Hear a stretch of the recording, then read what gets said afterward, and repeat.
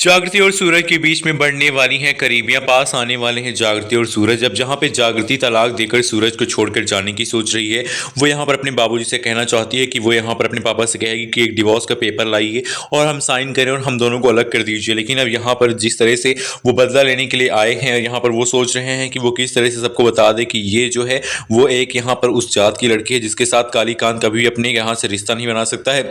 और यहाँ पर वो सच्चाई जब सबके सामने आ जाएगी तब यहाँ पर सबके होश उड़ेंगे।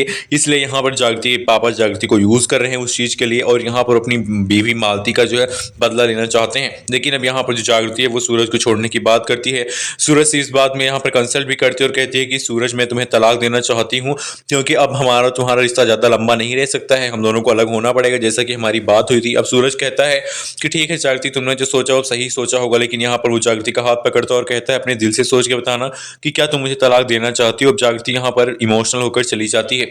अब यहीं पे दूसरी तरफ जागृति के सामने सच्चाई आने वाली, उसकी याददाश्त वापस आने वाली, उसको सब कुछ याद आने वाला, उसको ये सब याद आ जाने वाला है कि कालीकांत कौन है और यहाँ पर कालीकांत के दोनों बेटे कौन हैं और यहाँ पर वो जागृति खुद कौन है और जागृति के माता पिता का मौत का जिम्मेदार कौन है और जागृति के माता पिता को क्या हुआ था। भाई ये सब जब याद आएगा जागृति को, तब जागृति कालीकांत से बदला लेने के लिए तैयार हो जाएगी और यहाँ पर वो कहेगी कि अब यहाँ पर कालीकांत का अंत ही मेरा यहाँ पर पहला यहाँ पर प्राथमिकता होगी। अब आप देखने वाले हैं कि वो सोचेगी कि अगर मैं सूरज के साथ रहूंगी तो ये ऐसा होगा कि यहाँ पर मैं दुश्मन के घर में रहकर दुश्मन का विनाश कर पाऊंगी, इसलिए मुझे सूरज के साथ रहना ही पड़ेगा और मुझे इसे तलाक नहीं देना है। अब यहाँ पर जागृति की यहाँ पर पूरी तरह से सोच बदल गई है। अब जागृति सोचती है कि सूरज को उसके पापा की सच्चाई बतानी पड़ेगी, उसको दिखाना पड़ेगा कि उसके पापा कितने गिरे हुए इंसान हैं, उन्होंने किस तरह से उसके माता पिता को मारा था। और यहाँ पर ये सच्चाई दिखाने के लिए जागृति जो है अब बहुत बड़ा कदम उठाती हुई नजर आएगी। जागृति यहाँ पर ऐसा कुछ करने वाली है ताकि यहाँ पर सूरज के सामने सच्चाई आ जाए कि उसके पापा ने उसके माता पिता को मारा था और यहाँ पर अपने पापा को छोड़ दे। जिस तरह से अपने पापा के हाथ का यहाँ पर